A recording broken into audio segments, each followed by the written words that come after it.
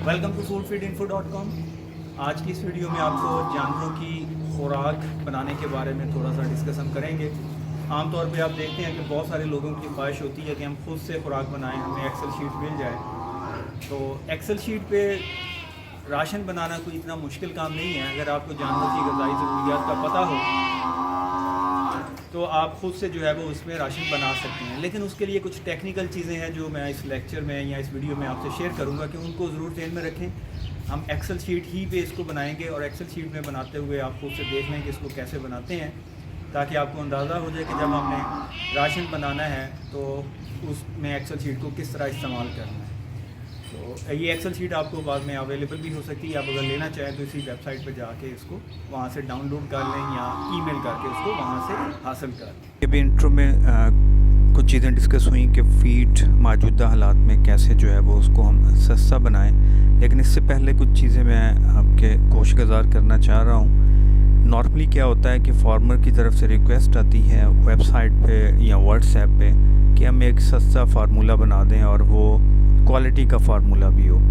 तो उसमें चंद गुजारिशात थी। नंबर 1 पे कि अगर आप इस तरह की कोई रिक्वेस्ट भेजते हैं तो आप अपना एरिया ज़रूर बताएं, ताकि मुझे आइडिया हो सके कि आप कहाँ से हैं और वहाँ पे जो इंग्रेडिएंट हैं वो कौन से अवेलेबल हैं। या दूसरी ऑप्शन ये है कि आप एक लिस्ट देख रहे हैं, देखिए इसमें बहुत सारी चीज़ें लिखी हुई हैं जो फीड बनाने में इस्तेमाल होती हैं। तकरीबन 100 के करीब इसमें आइटम लिखे हुए हैं। अब फीड फार्मूलेशन में सबसे पहली जो चीज़ रिक्वायर्ड होती है वो आपके जो जानवर हैं उनकी ग़िज़ाई ज़रूरियात की हमें कह लें कि नौहो होनी चाहिए कि उस एनिमल की ज़रूरियात क्या हैं। तो आमतौर पे फार्मर कह देते हैं मैंने 10 भैंसें रखी हुई हैं और मुझे उनके लिए एक अच्छा सा वनडे का फार्मूला चाहिए। अब इसमें नंबर 1 पे आप देखें कि आपने जो एनिमल रखे हुए हैं उनकी एज क्या है, या वो किस सूए में है, या उनकी लैक्टेशन नंबर क्या है। ये सबसे पहली चीज़।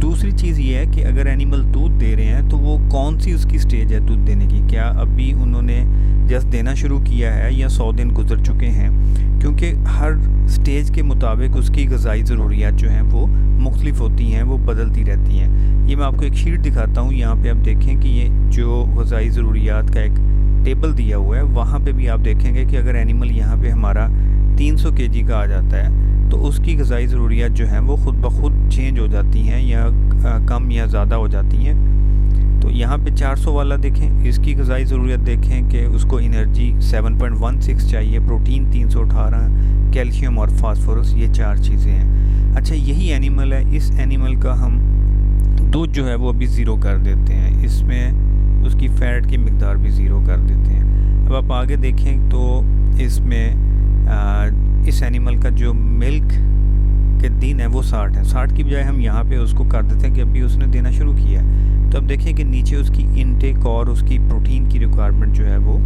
चेंज हो गई है, वो बदल गई है। अब एक एनिमल जो है वो अगर दूध जो है वो 10 लीटर दे रहा है तो 10 लीटर दूध एनिमल की मुख्तलिफ होंगी उसकी रिक्वायरमेंट।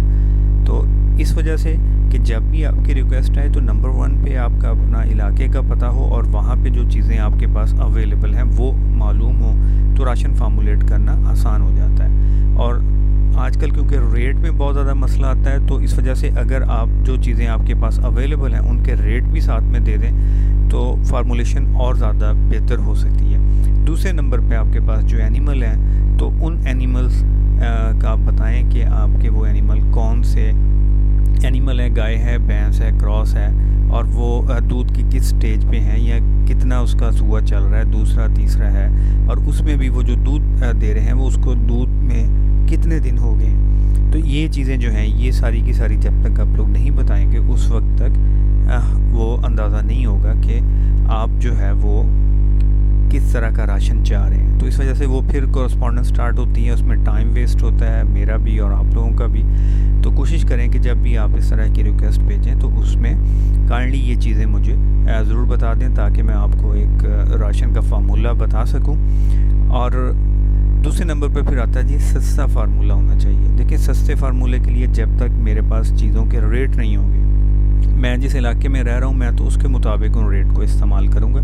तो आपके अपने इलाके में जिस तरह के हैं वो आप रेट बताएंगे। तो फिर जब हम राशन फार्मूलेट करते हैं, ये एक शीट में दिखा रहा हूँ, यहाँ पे आप देखें कि बहुत सारा जो है वो चीज़ें उसमें हमने शामिल की हुई हैं, तो फिर हम कोशिश करते हैं कि उसमें जो चीज़ सस्ती है उसको इस्तेमाल करें, लेकिन उसके साथ साथ जो जानवर की ज़रूरियात हैं हम उनको भी पूरा करने की कोशिश करें। तो इस वजह से सस्ते राशन के लिए रेट का होना ज़रूरी है, और क्वालिटी, क्योंकि मैंने ख़ुद इसको फार्मूलेट करना है तो मैं ख़ुद फिर उसको चेक करूँगा कि हम कौन सी चीज़ कितनी इस्तेमाल कर सकते हैं जिसकी बेस पे हमारा राशन जो है वो बेहतर या सस्ता बन सके और उसकी क्वालिटी भी वो हो जो हमारी रिक्वायरमेंट है। तो ये वो गुजारिशात थी जो जब आपको रिक्वेस्ट भेजते हैं उस सिलसिले में, ताकि हम उस राशन को प्रॉपर बना सकें। अब चलते हैं दूसरी चीज़ की तरफ कि हमने राशन को सस्ता बनाना है। तो सस्ता बनाने के लिए अभी हमारे पास जो अल्टरनेट फीड सोर्सेज हैं, मसलन जो चीज़ सस्ती है हम उसको इस्तेमाल करके राशन को बनाएंगे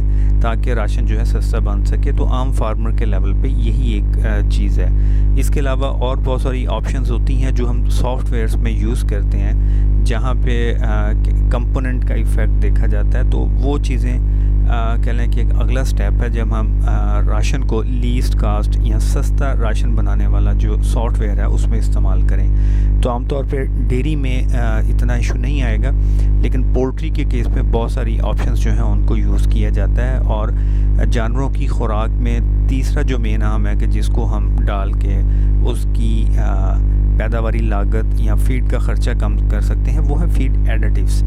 फीड एडिटिव्स मार्केट में बहुत सारे अवेलेबल हैं, उनको हम अकॉर्डिंग टू द सिचुएशन हम यूज़ करते हैं। मसलन अगर हमने कोई फाइबर वाले ज़्यादा कंपोनेंट यूज़ कर लिए हैं, तो फाइब्रोलिटिक एंजाइम अगर जानवर कम प्रोड्यूस करता है तो उसमें हम फिर फाइब्रोलिटिक एंजाइम यूज़ कर लेंगे कि जो फाइबर को अवेलेबल करें। लेकिन डेयरी जानवर में इतना इसका इशू नहीं होता। डेयरी के केस में आमतौर पे फ्लेवर या यूरिया का एक कॉमन इस्तेमाल किया जाता है ताकि प्रोटीन को बढ़ाया जा सके, और फ्लेवर को इस वजह से कि अगर जानवर कोई एक चीज़ नहीं खा रहा तो उसको हम ऐड कर दें और जानवर की जो फीड इनटेक है वो कुछ हद तक बढ़ जाए, या अगर वो कोई चीज़ पसंद नहीं करता तो वो उसको ज़्यादा खा लें। वो चीज़ हमारे पास अगर अवेलेबल है और सस्ती है तो हम इस तरह उसको खुराक में इस्तेमाल कर सकते हैं। तो ये 3-4 पॉइंट आपके साथ डिस्कस किए हैं जिससे आप अगर अपने लेवल पे फीड बना रहे हैं तो उसकी कॉस्ट को कम किया जा सकता है। इसी तरह जो मिनरल मिक्सचर हैं, अगर उनको भी हम प्रॉपर्ली इस्तेमाल करें या जानवर की ज़रूरियात के मुताबिक